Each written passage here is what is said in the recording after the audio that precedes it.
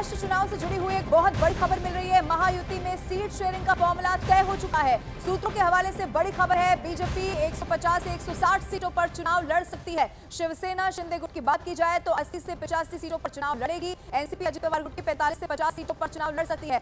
दशहरा के बाद बीजेपी अपनी पहली लिस्ट भी जारी कर सकती है। ये बहुत बड़ी खबर आपको बता रहे हैं, महाराष्ट्र चुनाव से जुड़ी हुई ये बहुत बड़ी खबर है। महायुति में सीट शेयरिंग का फॉर्मूला जो अभी तक तय नहीं हो पा रहा था, वो अब माना जा रहा है कि फाइनल हो चुका है। सूत्र ये बता रहे हैं कि भारतीय जनता पार्टी 150 से 160 सीटों पर यानी कि सबसे ज्यादा सीटों पर चुनाव लड़ सकती है। इसके अलावा शिवसेना शिंदे गुट की बात की जाए तो 80 से 85 सीटें शिवसेना शिंदे गुट को यहां पर दी जा सकती है चुनाव लड़ने के लिए।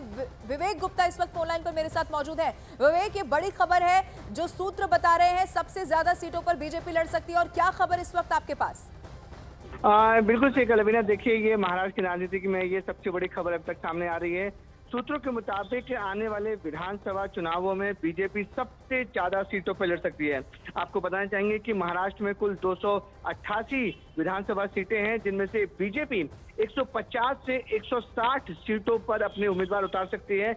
वहीं शिवसेना शिंदे कैंप 80 से 85 सीट पर अपने उम्मीदवार उतार सकती है और एनसीपी अजित पवार गुट 45 से 50 सीट पर चुनाव लड़ सकती है। तो इस तरीके से जो ये महायुति का जो फार्मूला है वो लगभग तय माना जा रहा है, और जिसमें बताया जा रहा है कि बीजेपी 288 सीटों में से सबसे ज्यादा सीट पर लड़ने की तैयारी कर रही है। और एक और बड़ी खबर सामने आ रही है कि बीजेपी सूत्रों के मुताबिक दशहरा के बाद बीजेपी अपनी पहली लिस्ट भी जारी कर सकती है। यानी कि महायुति का जो प्लान है वो पूरी तरह से तैयार हो चुका है, और जो विधानसभा चुनाव जो कुछ ही समय में इलेक्शन जो ऐलान होने वाला है, उसको लेकर महायुति की तीनों पार्टियां तैयार दिख रही हैं। बीजेपी सबसे ज्यादा तैयार दिख रही है। उन्होंने साफ तौर पर कहा है कि 150 से 160 सीटों पर चुनाव लड़ सकते हैं, और दशहरा के बाद वो अपनी पहली लिस्ट भी जारी करेंगे। ठीक है विवेक, ये महत्वपूर्ण जानकारी आपने दी। एक बार फिर से बता दें, महायुति में सीटों का जो फॉर्मूला है वो यहां से तय दिखाई दे रहा है। दशहरा के बाद बीजेपी पहली लिस्ट भी जारी कर सकती है।